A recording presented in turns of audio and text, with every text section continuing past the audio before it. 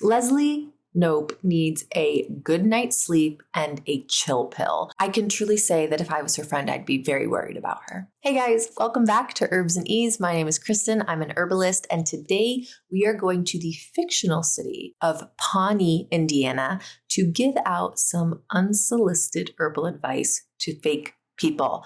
Yes, we are giving herbs to the characters of Parks and Recreation. Now, a few disclaimers. This episode is for educational and entertainment purposes only. It really does not reflect the way that we work with herbal clients or make significant herbal recommendations.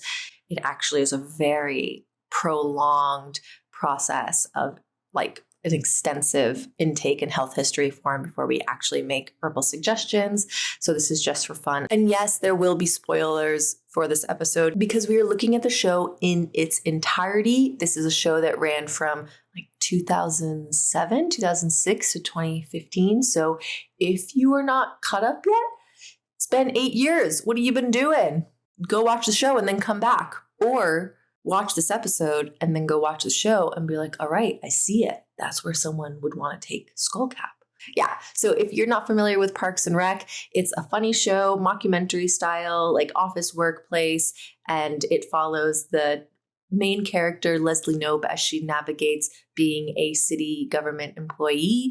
And it's political satire. It's very funny. It's like cringy comedy. It's a great show. I highly suggest it if you haven't seen it. It's like one of those comfort shows where, the stakes are just not too high, and it's just like a pleasure to watch. Let's dive right in. We're going to start with what herb would we give to Leslie? So Leslie Knope is the deputy director of the Parks Department, and she is super enthusiastic and she's super excited all the time.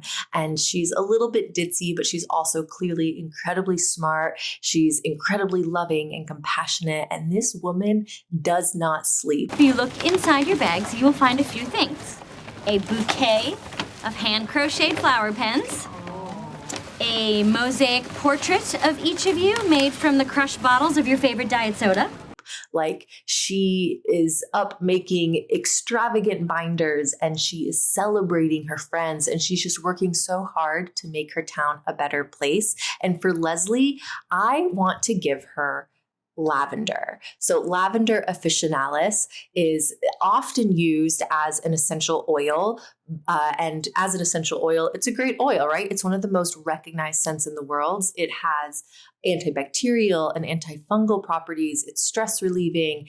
It's an antiseptic. But as something that we can use internally, a lot of people don't know, lavender internally has been compared to benzos. So there are direct studies comparing the effects of lavender to the effects of pharmaceuticals like Ativan. Now, of course, there isn't any indication that Leslie actually has an anxiety disorder, but there are a lot of times in the show where she is clearly under a lot of stress, particularly when she is running for city council and when she is trying to fight her city council recall. And although she has boundless levels of enthusiasm and she's incredibly upbeat and positive, Well, this is like a waking nightmare of happiness. I just really want to support her and the people around her with lavender. She can drink it as a tea. She can diffuse it in the air at work. She can use it as a tincture. But there's also this capsule that she can get over the counter called Calm Aid, and it's by Nature's Way, and it is the compound Selexin, which literally is basically just a standardized lavender extract. And so she can use this either in the morning or at night while she's going through really stressful experiences, or she can take it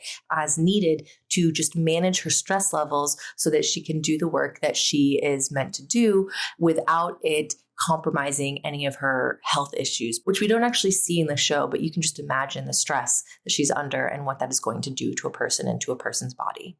Now, again, it just really doesn't seem like this woman sleeps or that she knows how to rest even. That is totally crazy. I am super chill all the time.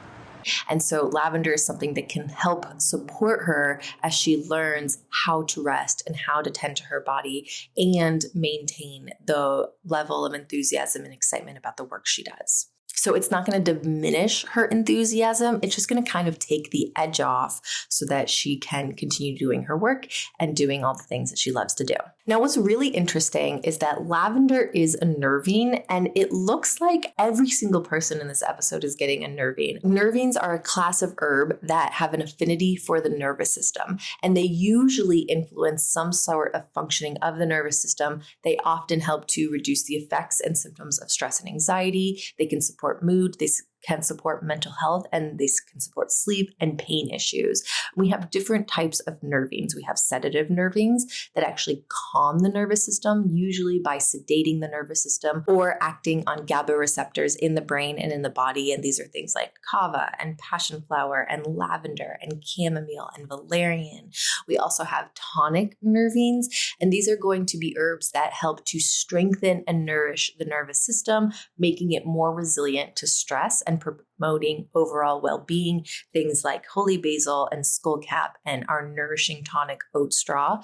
And then we have herbs that are stimulating. And these are going to be herbs that sort of increase mental clarity and focus in the mind and in the brain. Things like gotu kola and schizandra and ginkgo biloba. And then, of course, our caffeine-containing plants like cacao and coffee and tea and yerba mate. I didn't intend to give everyone on the show nervines, but when I looked back at my notes and I was planning this episode, it just so happened that they all got nervines. And I think it highlights how nervines are a class of herbs that are really supportive to most people in some way. Okay, so next up we have Chris Traeger. Chris Traeger is the city manager of Pawnee, Indiana, and he is a total health nut. Chris clearly has some anxiety issues. He struggles with depression, he struggles with anxiety, and he gets a lot of support from the people around him. And he's also in therapy with Dr. Richard Nygaard, who he sees like 5, 10, 15 times a week. My therapist, Dr. Richard Nygaard, who I see 15 times a week. So this man is like holding his mental health together by a thread and doing a lot of deep healing work. He also seems to have a little bit of an orthorexia problem where he's very concerned with what he is putting into his body and his health. He has a lot of anxiety around death and aging. And so he really needs some anti-anxiety support. Now, it's clear that he has a pretty solid relationship with different supplements and different herbs. Oh yeah, would you like a vitamin? B12? Evening primrose oil? Willow bark? Magnesium? I specifically want to give Chris Traeger Passionflower and Skullcap. So Chris is actually getting 2 herbs to help him navigate that time where he is having a lot of mental health issues and working deeply in therapy to try to heal his struggles. Now, I have talked a lot about passionflower on this show. I definitely cover it in the episode about herbs and tinctures that I think everyone should have. And it's really one of my favorite anti-anxiety herbs. Passiflora incarnata is the Latin name. And this is a flowering vine that is great for things like stress, anxiety, and insomnia. Now, passionflower is also pretty specific in terms of anxiety for people who experience anxiety in the mind, especially things like racing thoughts and rumination, intrusive thoughts, the inability to control thoughts, and like trouble sleeping when you wake up in the middle of the night and your mind just can't seem to calm down. My anxiety has kept me up for over 50 hours. I think this would be a really beneficial tincture for Chris to have whenever he is really struggling with what's happening inside of his head. Passionflower can really help with anxiety attacks. I've seen it calm down anxiety attacks within 10 to 15 minutes. It can also help with panic attacks and insomnia, just anything where the nervous system is hyper aroused. And it's also great for some muscle tension. And Chris seems to be really tense in his body. He's like very jittery. He's very active. He like needs to keep moving just like to kind of keep himself regulated. And because of some of those reasons, I also want to pair this passionflower with an herb called Skullcap, Scutellaria lateriflora. This is a nervine alongside with passionflower, and it's an anti-anxiety tonic that is really good for people whose anxiety isn't necessarily like it's somewhat in the head, but it's mostly in the body. So it's for the person who is just like very nervous that anything is going to set them off, and for the person who is so overstimulated that they feel like every thought, every sound, every ray of light is like personally attacking them. Now, again, we can differentiate between Passionflower and Skullcap based on how stress primarily shows up in the body. Does it show up in like the muscles and in tension and in pain, or does it show up in the mind like a lot of racing thoughts? Now, I like using Passionflower for mental anguish and Skullcap more so for the person who's just like wearing their shoulders as earrings and who's like constantly tense all the time. And there are plenty of times in the show where Chris is displaying both of those types of anxiety. And even though he has a phenomenal outlook on life, next to Leslie, he is literally like one of the most positive people on the show. All that tension is showing up in a lot of sensitivity in his mind and in his body. He seems to be pretty oversensitive to stimulation. It seems like any moment in the conversation, he starts to kind of get down and sort of like his anxiety sort of takes hold. So I think that these are two herbs that are really going to support him as he unwinds some of his anxiety and triggers and finds more balance and increases the tolerance in his nervous system. So for Chris, I would suggest that he has a dose of Passionflower as needed whenever he is noticing that his thoughts are really racing, or if he's going to attend a meeting which he anticipates that maybe his anxiety is going to be increased. It can be good for things like social anxiety as well. So I would say having like 2 to 3 dropperfuls whenever that's happening, or to actually calm down anxiety symptoms or an anxiety attack after it has already started. And then for the Skullcap, I would suggest that he has 2 to 3 dropperfuls 2 to 3 times a day. So in the morning, maybe in the afternoon, and then again at night, because Skullcap is more of a tonic herb. It's going to increase his resiliency over time, and it can start to decrease some of that anxiety and nervous system sensitivity and that like perception of like everything being out to get you. It can start to decrease that pretty immediately, but you definitely want to work with it for a long period of time to get the best effects. And this is going to be really good for him while he's going through his therapy process to help him increase his resilience. Now, I'd be sure that you subscribe, because next week we're actually going to do a full deep dive episode on how and when to use Skullcap. It's really an amazing herb. I personally have just introduced it into my practice and into my own body to like sort of see how it works. And it's like quickly rising up the ranks of one of my favorite herbs. So you don't want to miss that. That's going to happen next week. So make sure that you subscribe. Okay, so now let's talk about April Ludgate. So April is this young intern turned government employee. She has this really dark outlook, but she also seems to make really valuable and important connections to the people who are around her. She's particularly morose. She has a very dry humor. She's very sarcastic. A lot of her jokes seem to be about harming people. I'm going to murder you 1,000 times. But she's never actually violent. She likes depressing gothic music, and she just seems uninterested in most things around her except for her like husband and animals. So I want to give April lemon balm to help balance out her darker tendencies and mood. So lemon balm is also called Melissa officinalis, and it's a nervine and an antispasmodic. It's a slight sedative and slight anti-anxiety, but it also is an antidepressant, and it has a whole bunch of other benefits, but mostly I want to give April lemon balm because of how I think it is going to balance out her overly dark character. So we use the leaves of lemon balm in herbalism, and it's part of the mint family, and it's really refreshing. It's a really citrusy and very fragrant mint, and it is also considered kind of a nervous system tonic.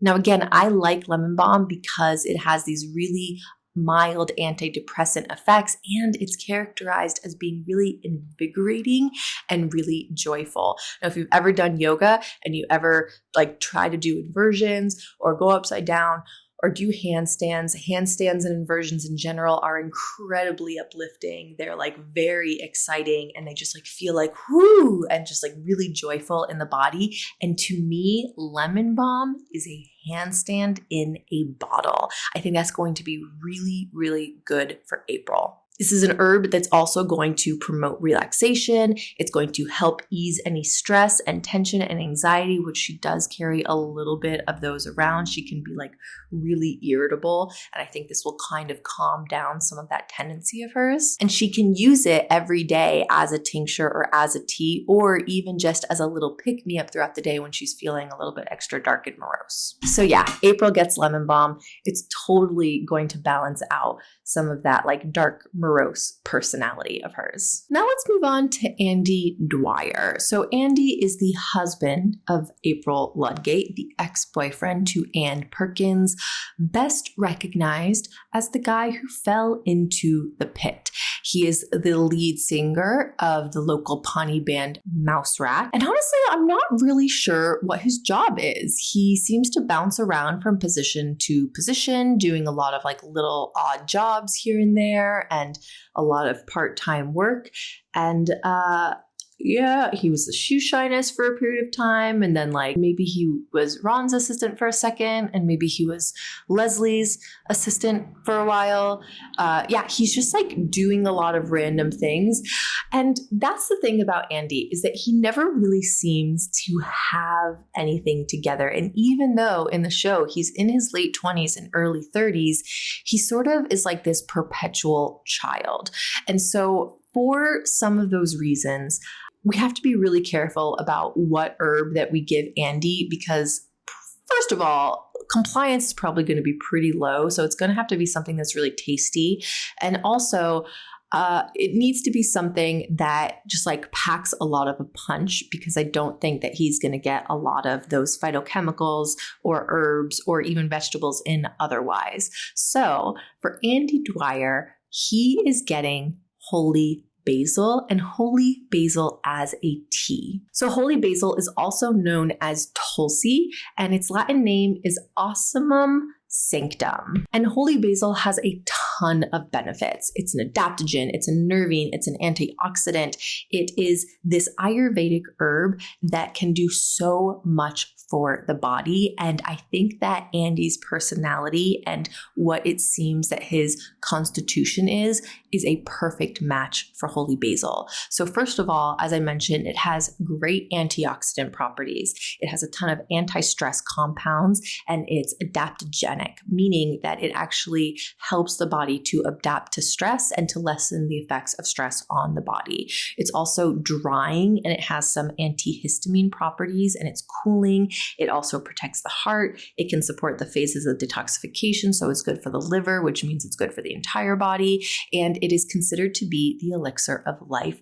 Plus, it's really tasty. It smells really good and it's really easy to grow. Now, I want to give holy basil to Andy not because he's showing up with any particular issue, but again, he just doesn't really seem to have it together. He has a terrible diet. He never goes to the doctor. His lifestyle seems to be pretty rough. He clearly drinks a lot because at some point in the show, he's like, yeah, I just stopped drinking beer and I lost a bunch of weight. And so he just like has kind of a rough lifestyle. He's like sort of like this really floppy, like goofy character that is there for a lot of comic relief, but he also does have a partner and he is an adult. He does have to take care of business. Now, another cool thing about holy basil is it is cooling and it's slightly drying, and Andy seems to run very hot. He seems to be very moist and be very sweaty. He's always sad and sweaty.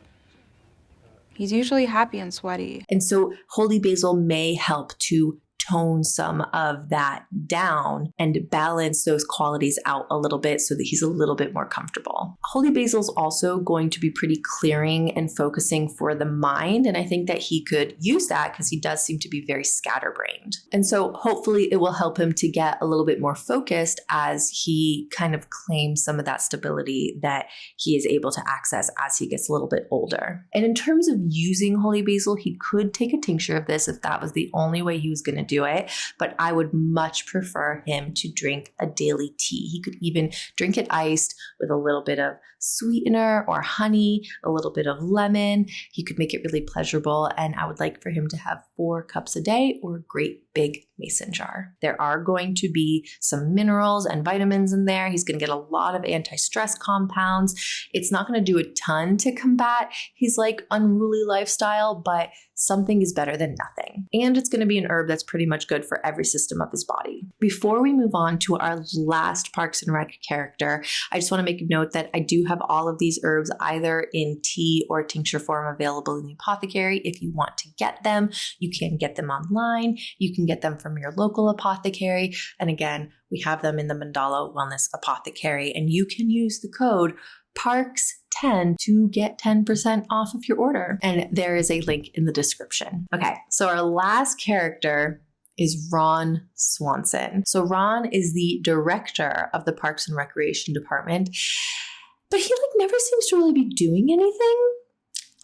He's a libertarian, and he thinks that government is a waste of taxpayer dollars, and he seems to generally be there to sort of stall progress wherever he can. He loves whiskey. He loves red meat. He loves woodworking and brunette women. He likes to grill his own food and just generally gives off this like grumpy grandpa bear vibe. And he prefers to be alone in nature. He's like really kind of a solitary character who doesn't really want to be involved in other people's lives. He calls his friends workplace proximity associates. Like this guy is really just not here to connect and be part of a community. But he still like shows up for work, and he still seems to show up for a lot of the events that the other employees seem to host, not just professionally, but also personally. So he's a really interesting character. And even though he does prefer solitude, eventually he develops a relationship with a woman who has 2 children, even going on to having a son himself towards the end of the series. And this means Ron needs to open up his life and his heart to other people. And he does seem to do that throughout the show, but he is very unwilling to kind of do so. His life kind of just forces him into that direction. And this is actually a case where herbalism can really shine, because herbs have these personalities that can really support our psycho-spiritual transformation. It's like when we spend time with different people, their personality starts to rub off on our personality, and we sort of become this amalgamation of the people that we have spent the most time with in our lives. So for Ron, I want to give him Linden, Tilia cordata. So linden is a tree, and we use the tree blossoms in medicine. It's a really fragrant, beautiful herb that makes an amazing infusion. It's rich and bold. Like sometimes when I smell a really good linden tea, it sort of reminds me of like a really rich tobacco. And I think that that might be appealing to Ron. But above all, I like linden because it is a heart herb in so many different ways. It is an herb that helps us get to the heart of the matter in our lives, and it helps us open our heart. So it is a nervine. It does have stress reduction and sedative properties to it.